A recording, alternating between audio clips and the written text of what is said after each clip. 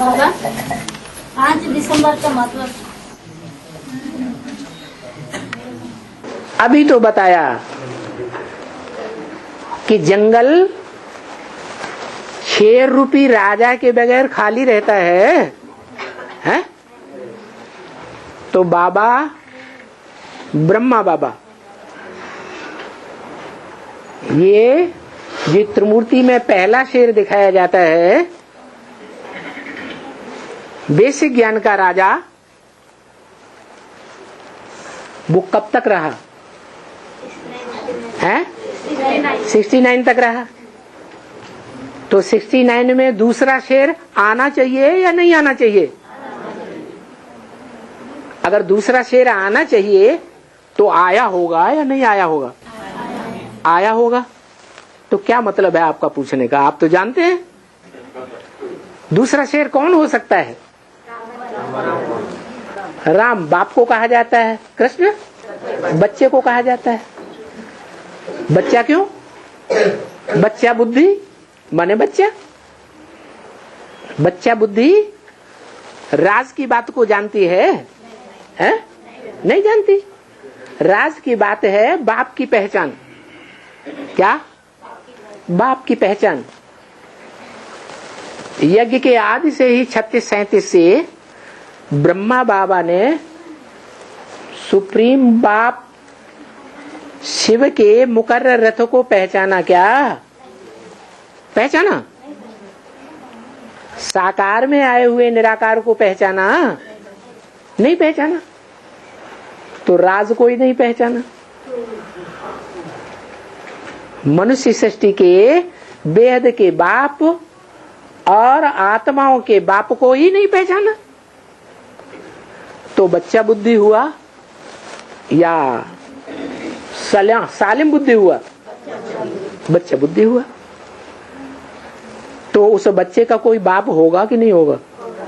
वो पहला पत्ता, उस पहले पत्ते को जन्म देने वाला बाप कौन? बीज।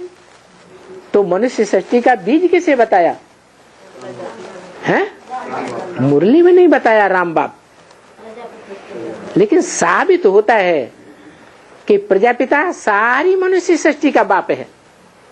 सारी मनुष्य सृष्टि अंतिम समय में उसे अपने बाप के रूप में स्वीकार जरूर करेगी। चाहे वो आदिदेव के रूप में स्वीकार करे, आदिनाथ के रूप में स्वीकार करे, चाहे आदम के रूप में स्वीकार करे, चाहे एडम के रूप में स्वीकार करे, सारी मनुष्य सृष्टि के बाप को मानेगे जरूर कि नहीं मानेगा? बाप को पहचानेगा। बाप को पहचानेगी आत्मा, हर आत्मा। उसके लिए बाबा ने कोई पहचान दी है? साक्षात्कार से बनाए हुए चित्रों में कोई पहचान दी है? अरे उन साक्षात्कार से बनाए हुए चित्रों में भी पहचान दे दी है। नहीं याद आ रहा है? ब्रह्मा बाबा वो ये तो इसको भी उसका रास्ता नहीं पता है ना है? ब्रह्मा बाबा को साक्षात्कार का बात में कोई भी नहीं बताया, राम बाप ने बताया। ये बात ब्रह्मा बाबा को मालूम थी कि राम बाप वाली आत्मा बीज है? तो वो तो बात बेकार हो गई। साक्षात्कार का बात तो बताया ना, भी नहीं बताया हमको। सारी मनुष्य सृष्टि का बाप, जिसके लिए मुरली में बोला है बाप है तो बाप जरूर मिलना चाहिए। बाप सिर्फ कहे और कभी मिले ही नहीं, वो बाप नहीं हो सकता। सारी दुनिया की जो भी मनुष्य आत्माएं हैं सब से आकर मिलते हैं। कोई ऐसे बच्चे हैं जिनसे सभी इंद्रियों से मिलते हैं, सर्व संबंधों से मिलते हैं। संबंध इंद्रियों से जोड़े जाते हैं कि बिना इंद्रियों के जोड़े जाते हैं? इंद्रियों से जोड़ते हैं। तो कोई बच्चे हैं सब इंद्रियों से मिलते हैं, कोई बच्चे हैं जो सिर्फ आंखों से देखते हैं, कानों से सुनते हैं। तो मिले कि नहीं मिले? प्रैक्टिकल में मिले ना। तो सारी दुनिया की जो भी आत्माएं हैं सबसे मिलते हैं। कोई को अखबारों के द्वारा पक्का निश्चय बैठ जाता है कि हाँ हमारा बाप यही है। कोई को टेलीविजन में पक्का निश्चय बैठ जाता है। कोई को कंप्यूटर में इंटरनेट के द्वारा पक्का निश्चय बैठ जाता है। बैठता है कि नहीं?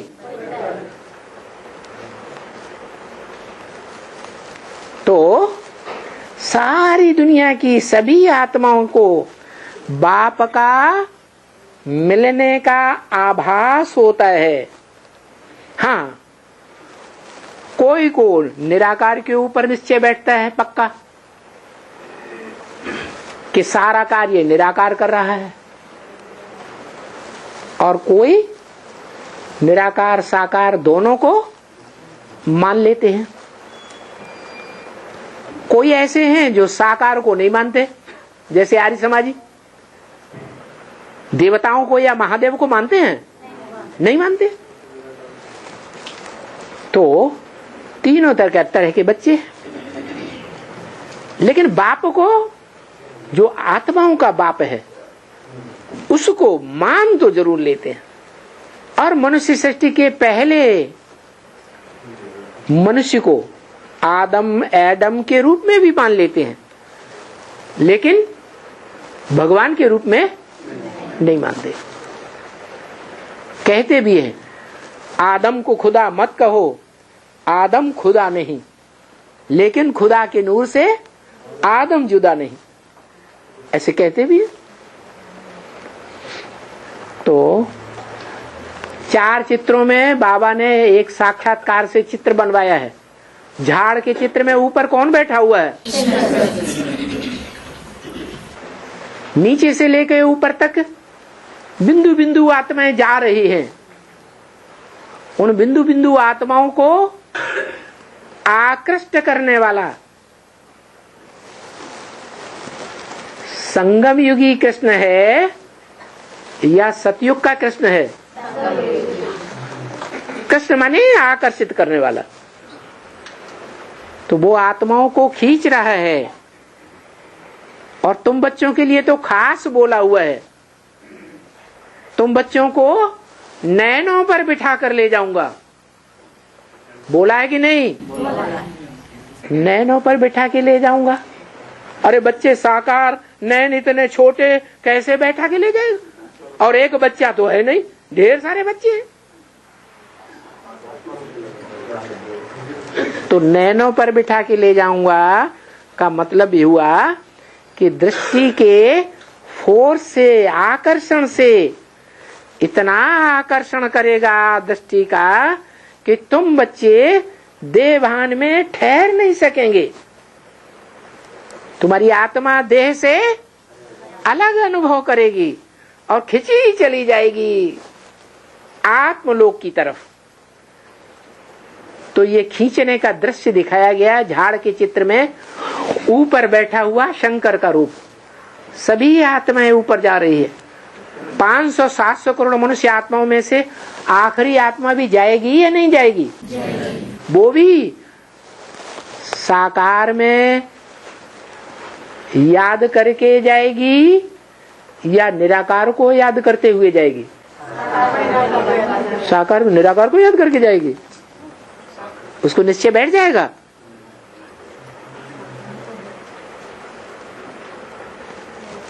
है?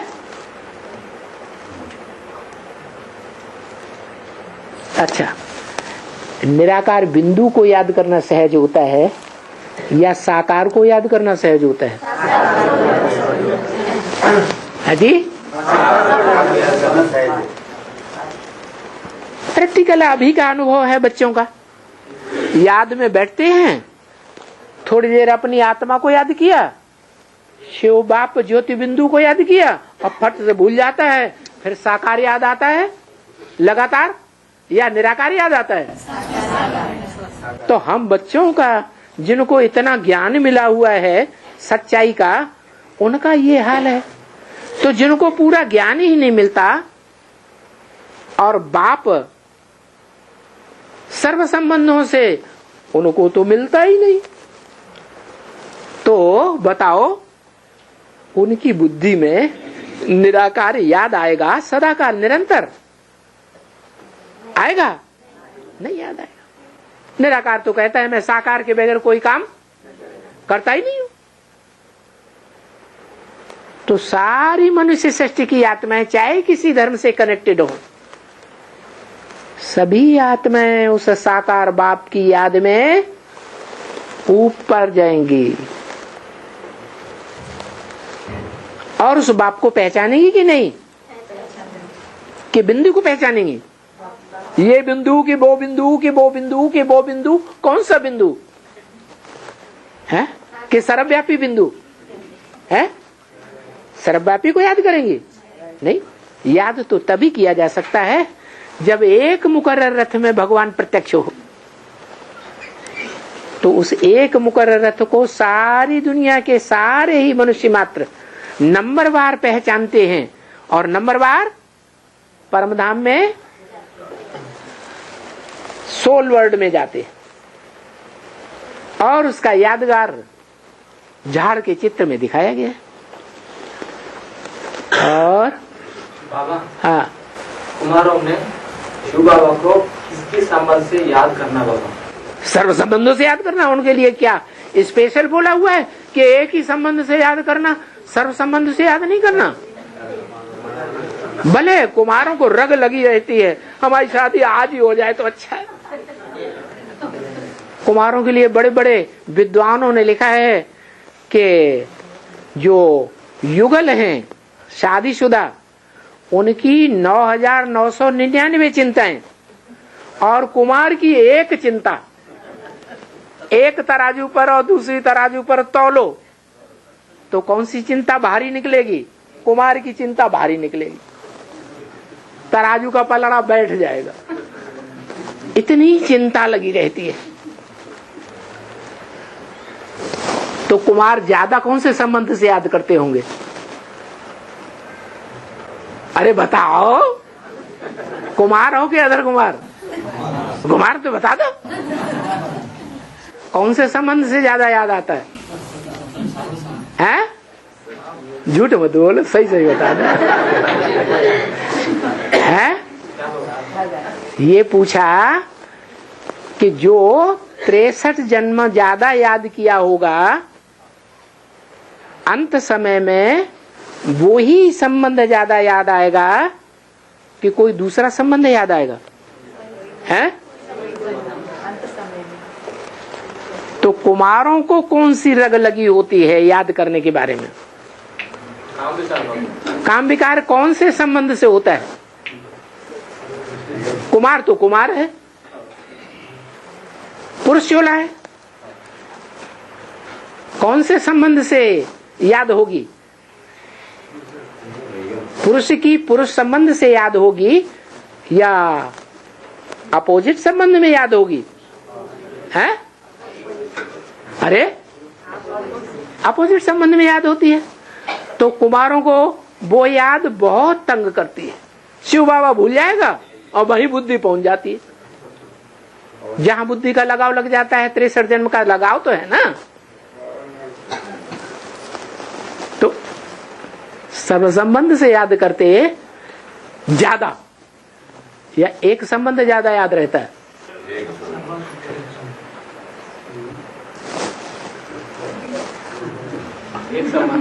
एक संबंध ज्यादा याद आता है कुमारों को। सच्ची बात बताता है अपने दिल की और सभा के बीच बताता है। तो एक संबंध जो कुमारों को ज्यादा याद आता है, इसलिए प्रश्न पैदा होता है कि कौन से संबंध से कुमार याद करें? एक ही संबंध में याद करें या सर्व संबंधों से याद करें? कहा जाए सर्व संबंधों से याद करो, लेकिन प्रैक्टिकल बात तो यह है कि उन्हें याद ज्यादा पति पत्नी साजन सजनी के संबंध की ज्यादा याद आती है। ये प्रैक्टिकल अनुभव है। लेकिन शिव बाबा पुरुष तन में आया हुआ है कि नहीं? ज्ञान ये कहता है, पहचान ये कहती है। तो फिर कैसे याद करें? संबंध कैसे बनेगा? तो बाबा कहते हैं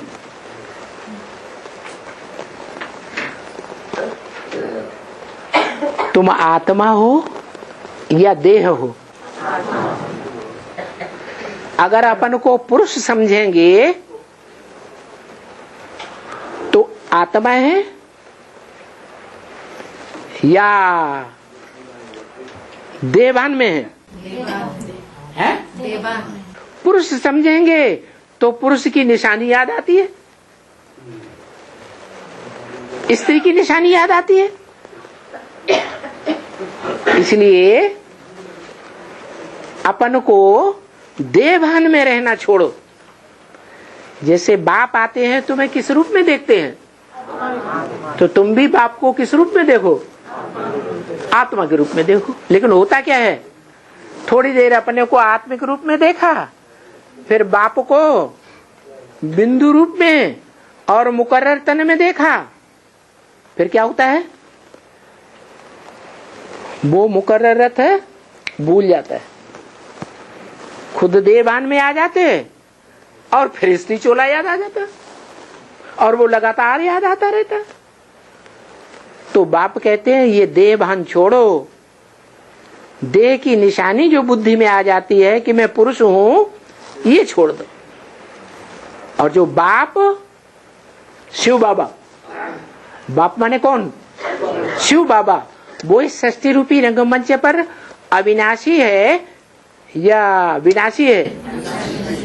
इस सृष्टि पर सदा काल एक शिव बाबा ही है जो अविनाशी है, बाकी सब विनाशी है।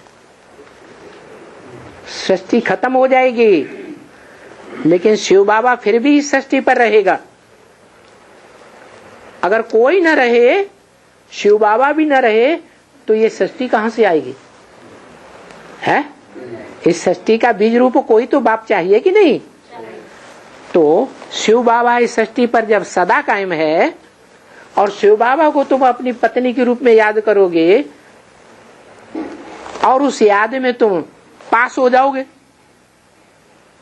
सफलता प्राप्त कर लोगे सच्चे दिल से, तो वो सफलता शूटिंग पीरियड में जो शूट होगी वो 63 जन्मों में फल देगी या नहीं देगी? है देगी। वो शिव बाबा तुम्हारी क्या बन जाएगा? क्या बन जाएगा? है सजनी बनेगा कि नहीं? तो बाबा ने तो कहा है तुम मुझे जिस रूप में याद करते हो मैं इस रूप में तुम्हारा साथ देता हूं। गीता में भी ये बात आई है, यो यथा माम प्रपद्यते तां तथैव भजाम्यहम्। जो मुझे जिस रूप में भजता है मैं उसको उसी रूप में प्राप्त हो जाता हूं। तो शिव बाबा से सर्व संबंध नहीं जोड़ सकते हैं? जोड़ सकते। अभी प्रश्न तो नहीं आएगा, नहीं आएगा। हाँ बाबा, हाँ शिव बाबा की दृष्टि से, शिव बाबा की दृष्टि से, दृष्टि, शिव बाबा का दृष्टि से, ब्रकुटी से, दृष्टि का पावर कैसे लेना बाबा? ब्रकुटी का पावर, ब्रकुटी का पावर थोड़ी लेना है। ब्रकुटी तो कठबुद्धि तखत है, जैसे सिखों का तखत होता है काठ का। क्या उसे कहते हैं? तखत, अकाल तख्त। क्या वो ऐसा तख्त है ब्रकुटी जिसको काल नहीं खाएगा। गीता में भी आया है, इदं शरीरम कौन्तेय क्षेत्रम इत्यभिधीयते। भगवान ने अर्जुन के शरीर की तरफ इशारा करके कहा, इदम, यह शरीर क्षेत्र है इस सच रूपी रंगमंच का। कैसा क्षेत्र? अविनाशी युद्ध क्षेत्र है। क्या इसको कोई जीत नहीं सकता? ये भारत ही एक ऐसा देश है जिसको कितने विदेशी आक्रांताओं ने आक्रमण किए, लेकिन भाग खड़े हुए हार करके या जीत गए। ये अविनाशी खंड है। इसलिए ये भ्रकुटी रूपी जो तख्त है वो अकाल तख्त है। इस तख्त को कोई मार नहीं सकता। कालों का काल, महाकाल, जिसको कोई काल खा नहीं सकता, ऐसे बोला।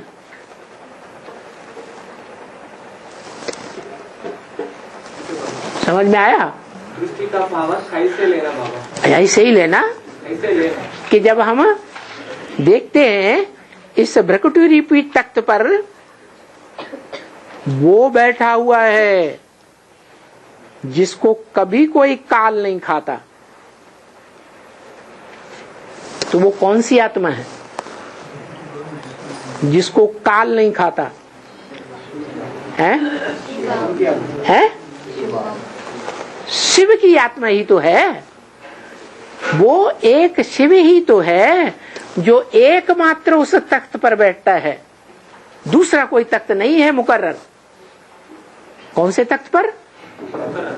जिस पर बैठता है वो भी अकाल मूर्त हो जाता है। कैसी मूर्ति? मूर्ति माने साकार या निराकार? ऐसी साकार मूर्ति हो जाता है जिसको इस संसार का विनाश भले हो जाए लेकिन उस मूर्ति का विनाश नहीं होता।